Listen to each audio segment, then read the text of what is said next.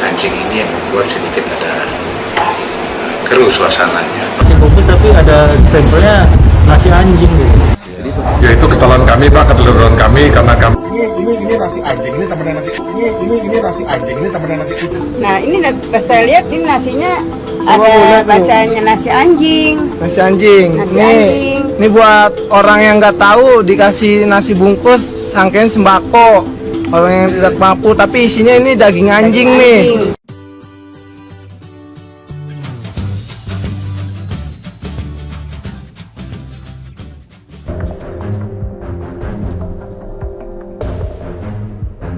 Semiotika, nasi anjing dan simbol penodaan terhadap Ramadan dan umat Islam.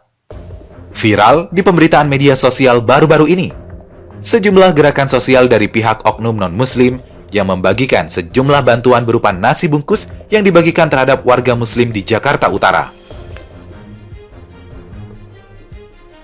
Ironinya, pada bungkusan nasi bungkus tersebut berstempel logo gambar kepala anjing dan tulisan nasi anjing, nasi orang kecil, bersahabat dengan nasi kucing.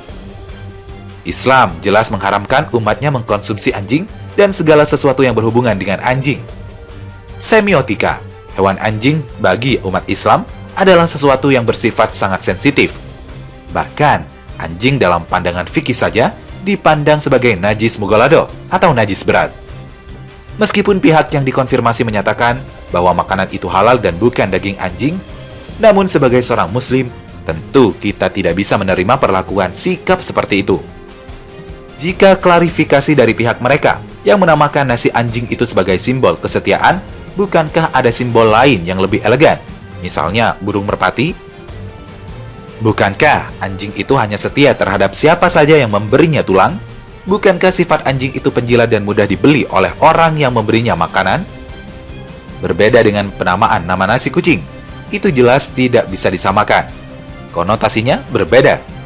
Bukan dari kuantitas banyak atau sedikit nasinya, tapi dari sosiolinguistik, di mana penamaan nasi kucing diberikan penamaannya oleh konsumennya, bukan si pembuatnya. Ingat, Anda perlu belajar tentang semiotika dan implikasi dari penggunaannya. Jika masih kekeh dengan penamaan anjing, mengapa tidak diberikan kepada kawanan anjing saja? Kenapa kepada warga muslim? Nah, jika nasi itu disebut nasi anjing, tentu sinyal pesan yang ingin dikirimkan oleh si pemberi boleh jadi akan memunculkan stigma bahwa penerimanya adalah kelompok anjing. Yang dalam hal ini, apakah warga muslim yang secara ekonomi berada di kelas bawah? Jika benar pembacaan bahwa ada pesan semiotika logo kepala anjing tersebut sebagai hidden message-nya, maka masyarakat muslim itu dinegasikan sebagai muslim terkebelakang, hina, dan lemah. Dan hal ini jelas akan memunculkan tendensi pelecehan terhadap kaum muslimin secara mayoritas. Lebih-lebih nasi tersebut dibagikan di bulan Ramadan, bulan sucinya umat Islam. Kita yang saat ini sedang sama-sama ditimpa pandemi wabah COVID-19 tentu tidak seharusnya memancing di air keruh. Jika niatnya ingin membantu, bantu saja tanpa harus melibatkan berbagai simbol. Ini tentu akan meresahkan serta memantik kegaduhan di antara kalangan umat beragama. Melakukan aksi bantuan sosial dengan penyalahgunaan simbol-simbol yang terkesan melecehkan dan yang pastinya akan menimbulkan polemik, kontroversial, serta beragam multi-interpretasi yang jelas akan memicu kegaduhan-kegaduhan baru di negeri ini. Sungguh kejadian ini sangat kita sayangkan di tengah mereka yang sedang mengeluh-elukan tentang kebinekaan dan keberagamaan dinodai perilaku oknum seperti ini. Memang, kita tidak perlu emosi menghadapi berbagai fakta dan fenomena pelecehan dan penghinaan terhadap umat Islam. Sebab kemarahan umat Islam kadang hanya sengaja dimanfaatkan mereka untuk memperlihatkan bahwa kita umat Islam yang beringas, mudah tersulut amarah, sumbu pendek, kadrun, dan berbagai tudingan lainnya. Meski demikian, sikap elegan dan pembelaan terhadap Izzatuddin juga harus ditampakkan bahwa umat Islam tetap menolak sebagai bentuk pelecehan dan penghinaan. Umat Islam tidak boleh pasrah dan diam saat agamanya dilecehkan.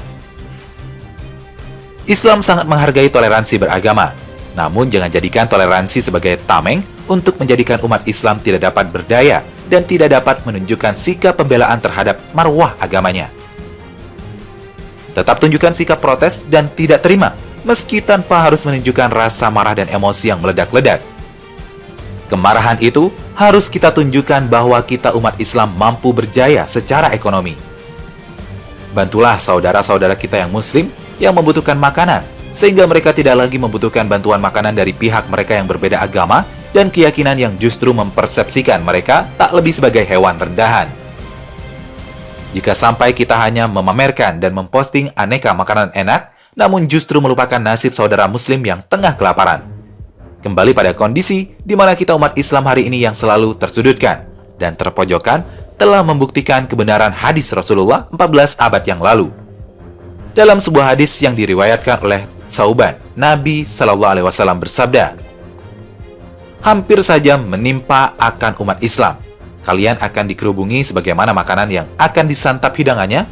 Lantas para sahabat bertanya, "Apakah jumlah kami waktu itu sedikit, duhai Rasulullah?" Rasulullah SAW menjawab, "Bahkan jumlah kalian mayoritas, akan tetapi seperti buih di atas lautan. Sungguh Allah telah mencabut rasa kewibawaan di dalam hati musuh-musuh kalian terhadap kalian umat Islam, serta mencampakkan wabah al-wahan di dalam hati kalian." Para sahabat kembali bertanya, "Apakah al-wahan itu, duhai Rasulullah?" Nabi SAW menjawab, "Cinta berlebihan terhadap dunia serta penyakit takut mati." Hadis ini terdapat di dalam Sunan Abu Daud nomor 4297, Musnad Imam Ahmad nomor 21890. Terakhir, saya hanya ingin menutup dengan ucapan mereka yang ingin mengolok-olok kaum muslimin pada surah Al-Mutaffifin. Maka akan ada hari di mana orang-orang beriman yang akan kembali menertawakan orang-orang kafir. Semoga tulisan ini menyadarkan kita betapa tanggung jawab kita sebagai sesama muslim jauh harus lebih besar lagi, sehingga tak akan terulang lagi kejadian pelecehan yang sama terhadap saudara kita sesama muslim. Janganlah kalian merasa terhina, dan jangan pula merasa bersedih. Kalian unggul jika kalian beriman. Muslim bersatu, muslim bersaudara, muslim berjaya, insya Allah. Logo gambar kepala anjing dan tulisan nasi anjing, nasi orang kecil, bersahabat dengan nasi kucing. Islam jelas mengharamkan umatnya mengkonsumsi anjing dan segala sesuatu yang berhubungan dengan anjing. Semiotika, hewan anjing bagi umat Islam adalah sesuatu yang bersifat sangat sensitif. Bahkan, anjing dalam pandangan fikih saja dipandang sebagai najis mughalladho atau najis berat. Meskipun pihak yang dikonfirmasi menyatakan bahwa makanan itu halal dan bukan daging anjing, namun sebagai seorang muslim, tentu kita tidak bisa menerima perlakuan sikap seperti itu. Jika klarifikasi dari pihak mereka yang menamakan nasi anjing itu sebagai simbol kesetiaan, bukankah ada simbol lain yang lebih elegan? Misalnya burung merpati? Bukankah anjing itu hanya setia terhadap siapa saja yang memberinya tulang? Bukankah sifat anjing itu penjilat dan mudah dibeli oleh orang yang memberinya makanan? Berbeda dengan penamaan nama nasi kucing, itu jelas tidak bisa disamakan. Konotasinya berbeda. Bukan dari kuantitas banyak atau sedikit nasinya, tapi dari sosiolinguistik, di mana penamaan nasi kucing diberikan penamaannya oleh konsumennya, bukan si pembuatnya. Ingat, Anda perlu belajar tentang semiotika dan implikasi dari penggunaannya. Jika masih kekeh dengan penamaan anjing, mengapa tidak diberikan kepada kawanan anjing saja? Kenapa kepada warga muslim?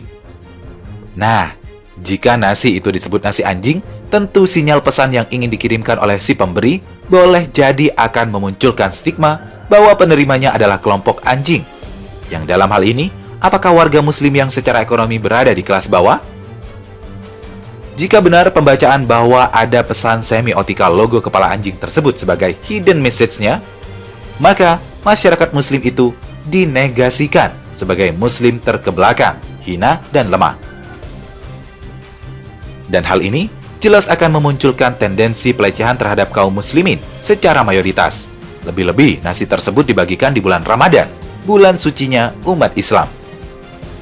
Kita yang saat ini sedang sama-sama ditimpa pandemi wabah COVID-19 tentu tidak seharusnya memancing di air keruh. Jika niatnya ingin membantu, bantu saja tanpa harus melibatkan berbagai simbol. Ini tentu akan meresahkan serta memantik kegaduhan di antara kalangan umat beragama.